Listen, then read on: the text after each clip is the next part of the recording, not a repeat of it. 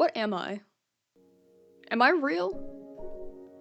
The nature of questioning your own being is one of the most fundamentally human ideas, especially in modern times, when the possibility of simulation and complex math equations furthers the thought into more specifics, such as, am I just a line of code? But even before technology, people have wondered what validates their existence. So much so that it is asked in one of the oldest branches of philosophy, metaphysics. Questions along the lines of, am I awake right now? Am I alone in conscious existence? Do my senses deceive me? Is blank as real as blank? Fall into group one.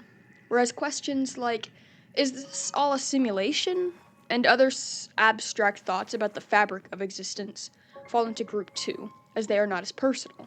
Nearly everyone has had these thoughts or wondered these things, though some are more disturbed by them than others. And rightfully so. We as people strive and build our lives off of knowledge. We live in a day and time in which we have a lot of answers. So when faced with an abstract question with no definitive answer, it can feel highly disturbing. I myself have been followed by these questions throughout my life. Questions kept me awake because I couldn't grasp an answer. But as I've grown and become engrossed in philosophy, I've become more at peace with the fact that I don't know some things.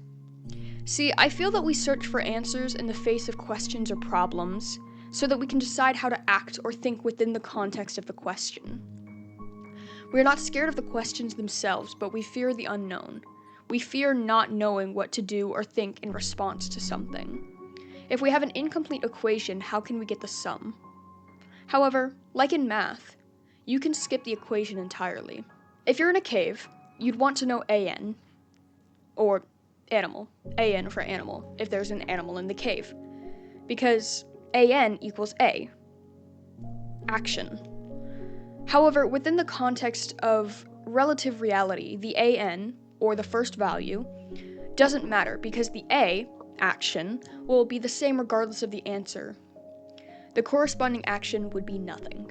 For example, if RE, real, equals T, true, then TA, and if RE equals NT, not true, then NT still A. It's the same. It doesn't matter if we're in a video game, matrix simulation, or mad scientist pipe dream, because there's nothing you can do about it, regardless. No matter the answer to the question, the appropriate action remains the same.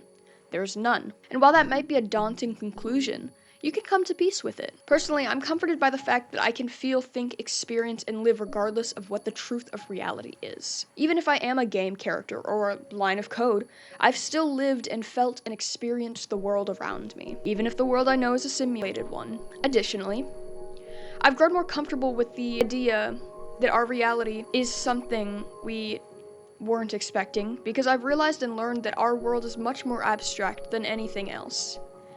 Us being a test civilization for an advanced alien species would make a lot more sense than the fact that ultraviolet rays activating tiny molecules, and then by billions of years of natural selection, they just so happen to culminate into the building blocks of life. I'm serious. Please go learn about the beginning of the universe. It's genuinely insane.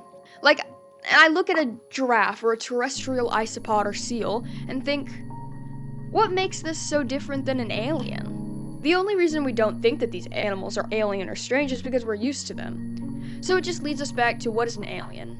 Could I be a simulation of an alien? What is real? Because truly, what makes anything real? This is actually heavily debated. Is it something you can hold or feel? What about concepts like redness or math? What about philosophy? It's certainly real because we're thinking about it right now. Does the thought of something make something real? Rene thinks so. As he says in his 1641 book, Meditations on First Philosophy, he quotes, "I think, therefore I am." He says that just the principle of him thinking independently makes him a real, intelligent being. But I still don't necessarily subscribe to that idea either, because again, it's just trying to find an answer to something that doesn't matter. A question that will have the same answer, action, no matter the equation. Imagine this. You're on your couch, late at night, and an alarm sounds, sourcing from your TV. bold text appears that reads, "Breaking news!" right before your television program is interrupted. A frantic scientist appears on the screen and begins reading off her notes.